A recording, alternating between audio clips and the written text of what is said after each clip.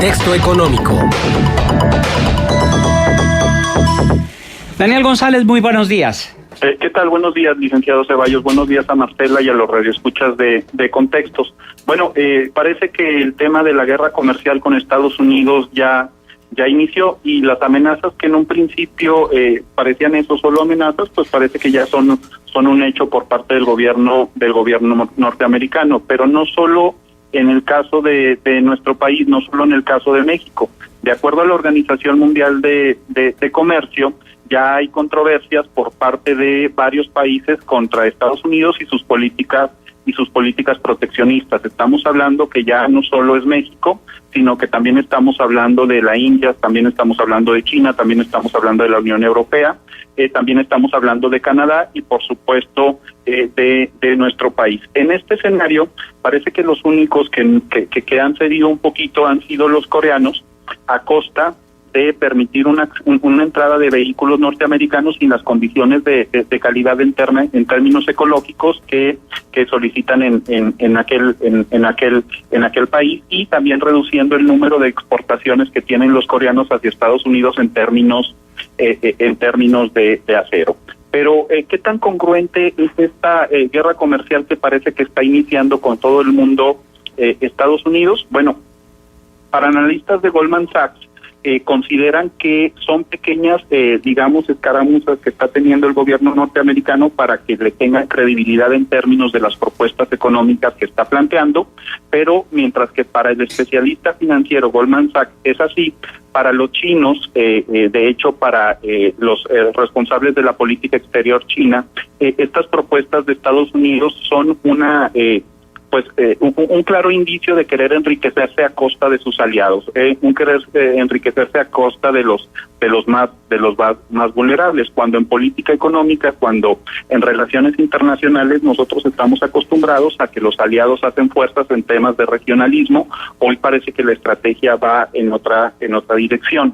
Sin embargo, ¿cómo ha funcionado este inicio en términos de guerra comercial de Estados Unidos? Bueno, debemos recordar, licenciado, que Estados Unidos hoy tiene el menor desempleo en 18 años y el mes pasado generaron 223,000 empleos, que es prácticamente una cuarta parte de los empleos que se generan formales en nuestro país. Pero también otro dato es que las ventas de Estados Unidos a México están en cifra récord desde hace 7 años y recaudaron 22,000 millones de dólares. Estamos hablando que en el primer trimestre del año tuvieron un incremento del 19%. Y continuando con estas cifras del comportamiento comercial de Estados Unidos, aún a pesar de estas políticas proteccionistas y poco ortodoxas emprendidas por el presidente Donald Trump, tenemos que el Banco Mundial informó que la perspectiva de crecimiento para Estados Unidos pasó del 2.2% a principios de enero al 2.7% al día de hoy, un incremento de 0.5%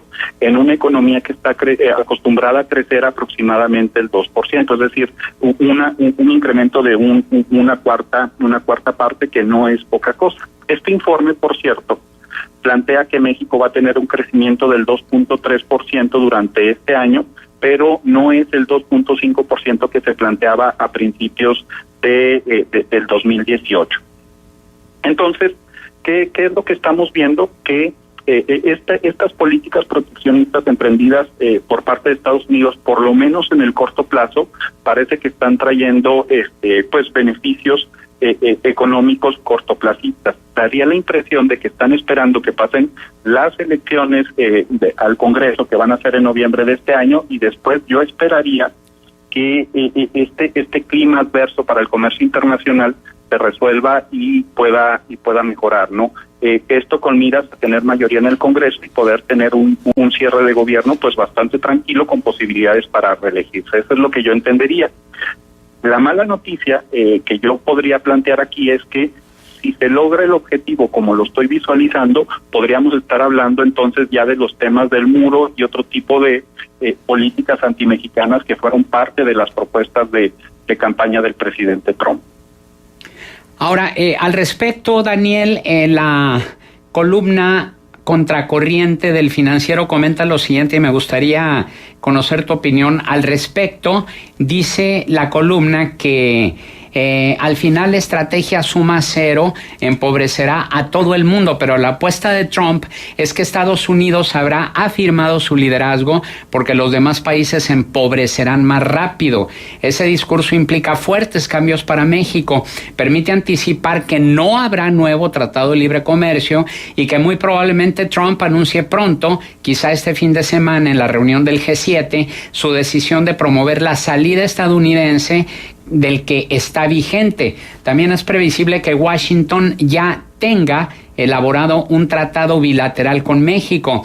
No aceptará otro acuerdo ni cederá en las demandas muy costosas para nosotros y Canadá que reventaron la actualización del TLC.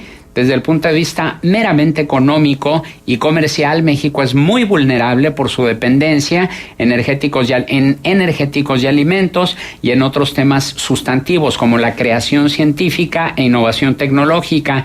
Desde el punto de vista, el panorama es negro. Es lo que dice Guillermo Cogenhauer en la columna Contracorriente del Financiero. ¿Cuál es tu opinión al respecto? Bueno, en primera instancia, respecto a estos acuerdos bilaterales, recordemos que el premier canadiense, Justin Trudeau, y el presidente mexicano ya dijeron que no están dispuestos a negociar estos acuerdos bilaterales porque sería un retroceso al proceso de integración económica. Sin embargo, aquí digamos que en términos académicos podemos distinguir dos direcciones. Una es el escenario global y otro es el escenario regional. El escenario global, que tiene una gran carga geopolítica, licenciado, y el escenario regional, que tiene un sobrepeso en el terreno comercial. Es decir, para no perder esa hegemonía de Estados Unidos en términos geopolíticos a nivel global y poder enfrentar la creciente fuerza china y su alianza rusa, que en los próximos años nos haría pensar que la supremacía del mundo cambiaría de dirección, cambiaría de manos, Estados Unidos está tomando decisiones en materia comercial y regional tanto con sus socios comerciales de América del Norte como sus aliados europeos, específicamente el G7, y que es significativo por la reunión que se va a tener este jueves y este viernes.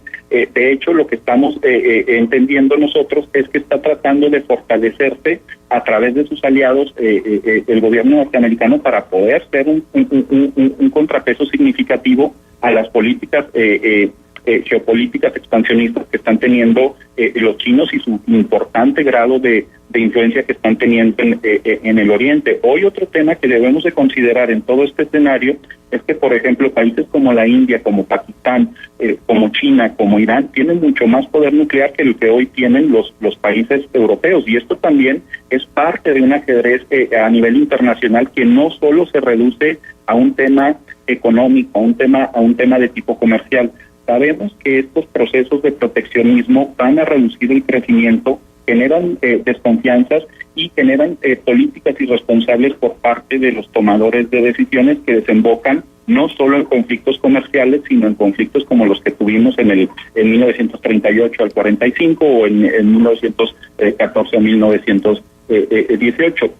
Pero lo que sí es muy importante destacar es que este escenario geopolítico se está transformando, pero que tiene 10 años en este proceso de transformación desde la crisis del 2009 y que llegó a su punto en el que no tiene retroceso a partir del año pasado, cuando los ingleses se retiran de la Unión Europea y cuando gana el presidente Trump en Estados Unidos. Pero no solo es ahí. Estos políticos antisistemas que están buscando una reconfiguración del mundo, recordemos lo que acaba de pasar con el movimiento 5 estrellas en Italia de Beppe Grillo, que también es un que busca estar en contra de la integración económica y que tuvieron ciertos problemas para definir el nuevo gobierno en Italia. Tenemos los problemas de la elección que se tuvo en Francia con Le Pen, y cómo Macron, que no era un político reconocido, entró en el escenario de aquel país. Y así vamos haciendo un recorrido por cada uno de los países. Bueno, en Filipinas con Duterte, que es todo un personaje, estamos viendo cómo en el mundo están cundiendo estas políticas antisistemas, y el más afectado es el comercio internacional. Un punto bien importante de todo esto que estamos platicando, licenciado, es que la inversión extranjera directa en el mundo en el 2017 se cayó un 23%. Sin embargo, el comercio internacional tuvo un crecimiento. ¿Cuál es la dirección que parece que se está tomando? Que las empresas están limitando su expansión a otras partes del mundo y están decidiendo exportarle sus naciones de origen. Eso podría ser el entendimiento que yo tenía de esta relación tan dicotómica, tan confusa, ¿no? ¿Cómo es posible que la inversión extranjera directa se reduzca un 23% en el mundo y que llegó a México de ser la economía número 16 a ser la número 2 en este nivel de inversión extranjera directa, y que por otro lado se sigue expandiendo la venta de productos a nivel internacional? Sin embargo, Daniel, más que decisiones que está tomando Estados Unidos, son decisiones que está tomando únicamente su presidente, Donald Trump, porque ya hubo un pronunciamiento bicameral, es decir, de demócratas y republicanos que están en contra de los aranceles que impuso Trump, y sectores importantes de la economía norteamericana que están en contra de la cancelación del Tratado de Libre Comercio. Hay quienes afirman que es darse un tiro en el pie por parte de Donald Trump, pero por otro lado también, como la propia columna que hacemos referencia el día de hoy del Financiero, la columna Contracorriente, dice que Trump está cambiando las reglas del comercio internacional, y lo malo es que puede ser que se salga con la suya. Los aranceles que acaba de imponerle al acero y al aluminio que Estados Unidos importa de México, Canadá y Europa son medidas propias de una guerra comercial, pero que en las circunstancias de la economía global tienen lógica. No son un disparo en el pie del bufón tonto, como han opinado algunos. Es lo que dice Guillermo Cohenhauer. ¿Qué opinas al respecto? Bueno, de hecho, ese es el tema, me parece, más importante de todo esto que estamos discutiendo. Cómo, a pesar del Congreso, sigue tomando decisiones y le está generando beneficios. Me incluyo entre los que hemos menospreciado las políticas restrictivas que ha manejado el presidente Trump. ¿Y a qué me refiero? A que, bueno, Estados Unidos tiene el déficit comercial más bajo en los últimos 7 años. En abril lo redujo al 2.1%, y eso es evidencia de que está teniendo resultados, por lo menos en su país. Y yo sí creo que no va a poder soportar por mucho tiempo estas cifras tan halagüeñas en términos de empleo, en términos de inversión extranjera directa, en términos de déficit comercial, por mucho tiempo. Me parece que le va a aguantar lo suficiente como para poder tener mayoría en el Congreso, y con mayoría en el Congreso y con estas políticas antisistema, bueno, el tema sí se vuelve un poquito complicado, sobre todo para la economía mexicana.